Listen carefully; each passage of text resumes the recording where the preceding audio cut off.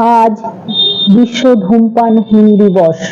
প্রতি বছর 31শে মে বিশ্ব স্বাস্থ্য সংস্থা কর্তৃক বিশ্ব তামাক মুক্ত দিবসের আয়োজন করা হয়।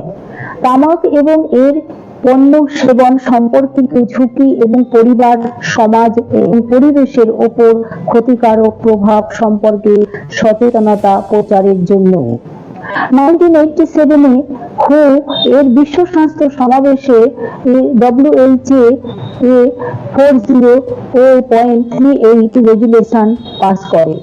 7 এপ্রিল 1988-কে বিশ্ব ধূমপান মুক্ত দিবস হিসেবে ঘোষণা করা হয়।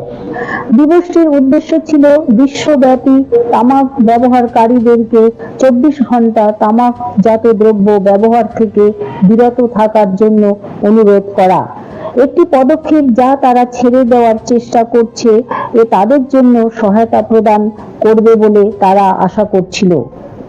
1988 সালে বিশ্ব স্বাস্থ্য পরিষদ কর্তৃক WHO 42.19 রেজুলেশন পাস করা হয়েছিল। প্রতি বছর 31শে মে বিশ্ব তামাক মুক্ত দিবস উদযাপনের আহ্বান জানিয়ে তারপর থেকে হু প্রতি বছর বিশ্ব তামাক মুক্ত দিবসকে সমর্থন করে প্রতি বছর একটি ভিন্ন তামাক সম্পর্কিত থিমের সাথে সংযুক্ত করে। 2015 সালে WMTD তামাক ব্যবহারের সাথে সম্পর্কিত স্বাস্থ্য ঝুঁকিগুলি তুলে ধরে এবং তামাকজাত দ্রব্যের অবৈধ বাণিজ্যের অবসান সহ তামাক সেবন কমানোর জন্য কার্যকর নীতির পক্ষে কথা বলে। 2016 সালে বিশ্ব তামাক মুক্ত দিবসে WHO সরকারগুলিকে তামাকজাত দ্রব্যের সাধারণ প্যাকেজিংয়ের জন্য প্রস্তুত হওয়ার আহ্বান জানায়। 2017 সালে ফোকাস ছিল উন্নয়নের জন্য হুমকি। ক্যাম্পেইনের লক্ষ্য হলো তামাক শিল্প যে সমস্ত দেশের নাগরিকদের স্বাস্থ্য, অর্থনৈতিক মঙ্গল সহ টেকসই এই উন্নয়নের জন্য হুমকির সম্মুখীন হয় তা প্রদর্শন করা। 2018 সালে ফোকাস ছিল তামাক হৃদয় ভেঙে দেয়, স্বাস্থ্য বেছে নিন, তামাক নয়, নো টোবাকো।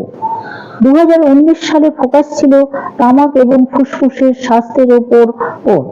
2020 সালে তরুণ প্রজন্মকে আকৃষ্ট করার জন্য তামাক এবং সংশ্লিষ্ট শিল্প কৌশল এর উপর ফোকাস ছিল।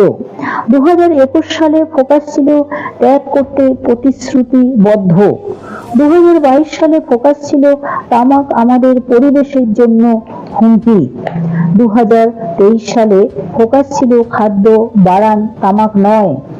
2024 সালে ফোকাস তামাক শিল্পের হস্তক্ষেপ থেকে শিশুদের রক্ষা করা। আজ এই পর্যন্ত। পরের ভিডিওটির জন্য অপেক্ষায় থাকুন।